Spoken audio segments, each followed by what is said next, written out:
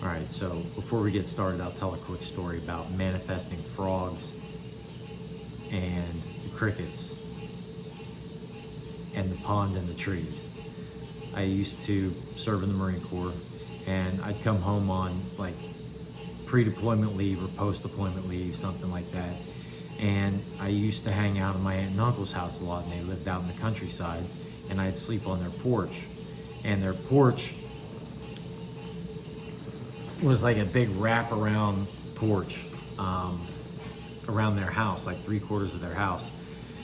And it sat on a hill, and it overlooked the rest of my family's property, and it was in the woods. And you would hear the bullfrogs, the creek, the bugs and the crickets, everything. And I said to myself, man, this is peace right here. This is so peaceful. All I want is to have like a patio or a porch or something that overlooks some water, and you can hear the bullfrogs, and just keep the door open or go out there and fall asleep if you want. And I have that. Like, I just happened to find this place, and I have that peace. And it is so peaceful, man. I also manifested Fenway Park. I lived in West Roxbury, which is it's outside of downtown Boston, but I used to run VFW Parkway to Jamaica Plain, to Jamaica Pond, Jamaica Plain, and I'd make my way into Fenway. I used to take a route to get to the Seaport District from West Roxbury, and sometimes I'd take Fenway, which is the very long way.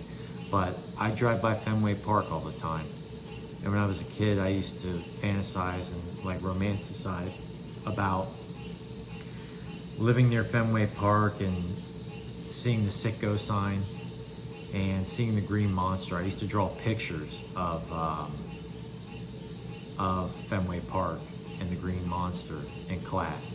I used to get in trouble for it. Mrs. White confiscated many of my drawings. Fenway Park was one of them. But anyway, I manifested that. I lived in Boston for 9 years, and I manifested the bullfrogs and the crickets, man. Here we are. So the last video I made, I talked about how you love that person and they showed you a part of you. And as angry as you want to get with the discard, and as upsetting as it is, and as painful and all that stuff, if you choose to take the route of understanding the wound that it showed you that was hiding, that wound of abandonment, which brought you to that person to begin with. We choose these people for reasons like this. These are our unconscious scripts that control the decisions that we make. You control people's emotions, and thus you can predict their behavior. Same goes with our unconscious scripts and our beliefs and our unhealed wounds, man, of shame, fear of abandonment. And so if you love this person, which by the way, you'll hear people talking shit about an avoidant person, and hey, they can burn in hell, them, they did what they did, they know what they're doing. Yeah, man, they do. We do. I mean, look, I was avoidant in relationships. I broke a girl's heart, thinking back, and I'm accepting it now, and it's a part of who I am, and I accept it. It's open, it's out in the open, and I can actually sit and talk about it openly. That, goddamn, man, at one point in my life, I did this. And getting back, and look, it makes you realize what you can forgive yourself about. You're trying to figure out all your life, like, what the fuck am I trying to forgive myself about so I can move forward with my life without having guilt or shame? Unconsciously sabotage the shit that I'm trying to do, building a business, building a coaching business. I'm coaching people, for crying out loud. And here I'm like, there are key components here that are necessary for me to really transcend my level of capabilities or my capacity or my coherence or my, for crying out loud, what's another C word we can use? Competence, right? So you choose to live your higher version of yourself. And in doing that, you're actually loving that person from afar because they gave you the key to success. They're a part of the trip, man. Ask why I'm single or why we're single still, and is it because we haven't found the right person? No, man, all of these people, it turns out, that you've dated, that you've been with, the ones that really hurt you, all they did was show you what you needed to see. And if you choose to learn and integrate what you've learned through introspection and reflection, and taking responsibility and taking accountability, you build yourself up to the point where you start to connect all of the dots. They converge and you gain a coherence, a capacity to hold the provisions that which God's going to provide you. And in doing so, you're loving yourself while you're endeavoring on that path. And thus you're actually loving them too. Even if you're not in love with them, and people can talk shit all they want, they still love that person. I don't care who you are.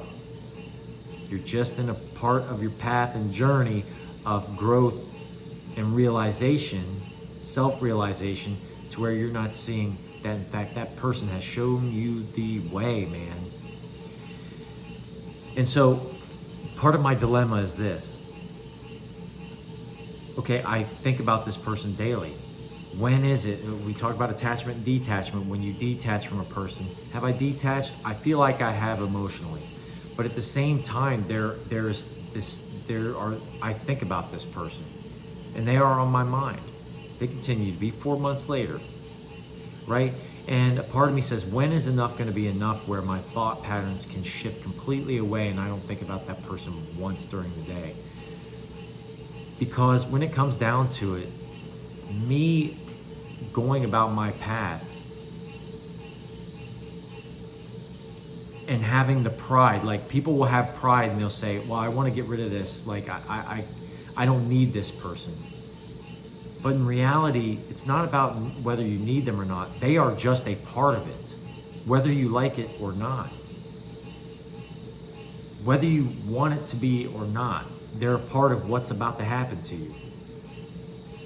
They're a part of what is about to occur in your life, whether it's a month from now, a week from now, 6 months from now. If you're in the middle of building an idea, or you have an idea that you're finally finding the courage to like take a step forward and initiate, break the inertia, right, through personal initiative, that energy dynamo that's come from your realization about what happened and why it was and what this actually means for you.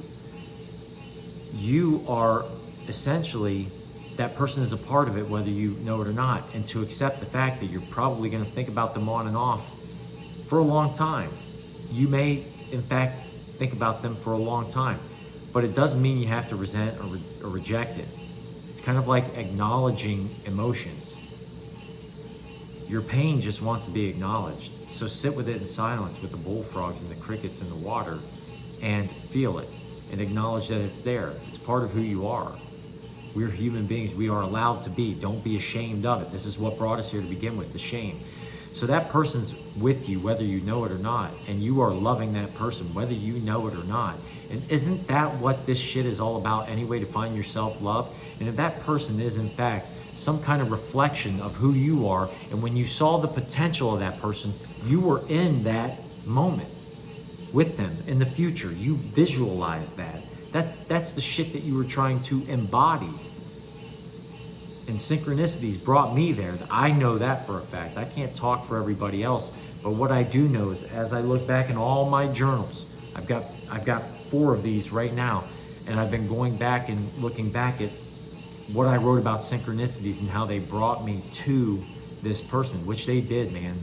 Joy, light, and virtues and synchronicities brought me to this person, and it was smooth.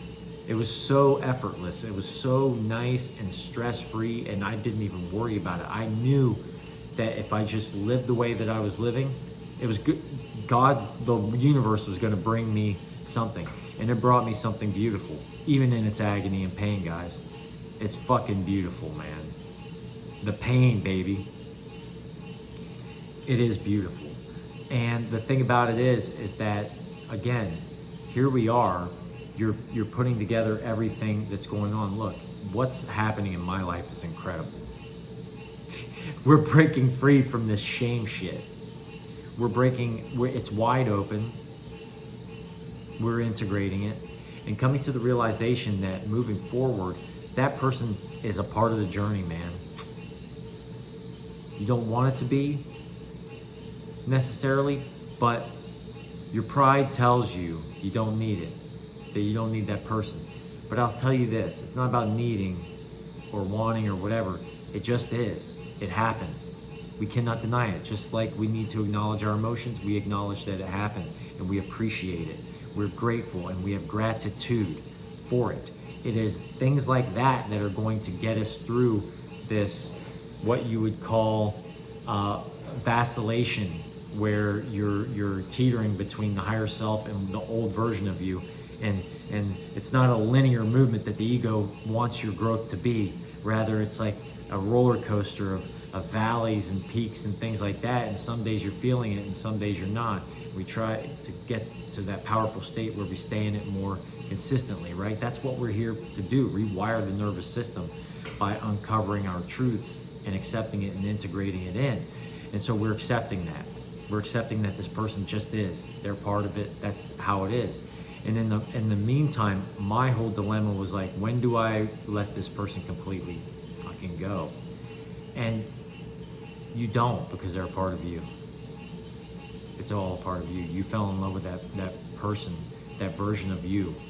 That was you giving unconditional love to your inner child because you saw that inner child. You saw your inner child in that person.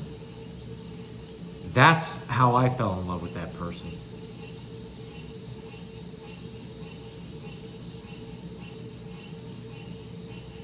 And it's a pretty powerful statement to make, but I saw through their masks, and I gave my love to the inner child that I saw within them. And they gave it right back. When it comes down to it, they gave it right back. I was ready to handle it, but I needed to be shown it to me. And that's what that was all about. And so as I had that issue where I was thinking to myself, do I need this? It's not about needing. They're just a part of it. You acknowledge and accept it and appreciate it. Have gratitude for it and be thankful because they showed me the way. And there's no way that this didn't have an impact on that person. I haven't spoken with them, and I don't know. I gained a little information, I have to admit, a week ago through a mutual friend. And it was disappointing. The person kind of went away from mutual friends too. However, it's none of my concern, it can't be. So whatever that is, it is. But nonetheless, they are along the ride, whether they realize it or not. And it's impossible that I didn't have an impact on that person. I know who I am, and I know the impact and impression that I leave on people at this point. And boy, I've been connecting with so many people, and it's really interesting how when you connect with people, you understand the self-authority and leadership you actually have, and the impact you have on yourself or on your surroundings and your people around you. And so here we are. That's what I've come to realize, man. And your pride, which is the hedonistic overindulgence at other people's expense. It's your pride. I can put that pride down and be grateful. And so that's where we're at. That's what happened.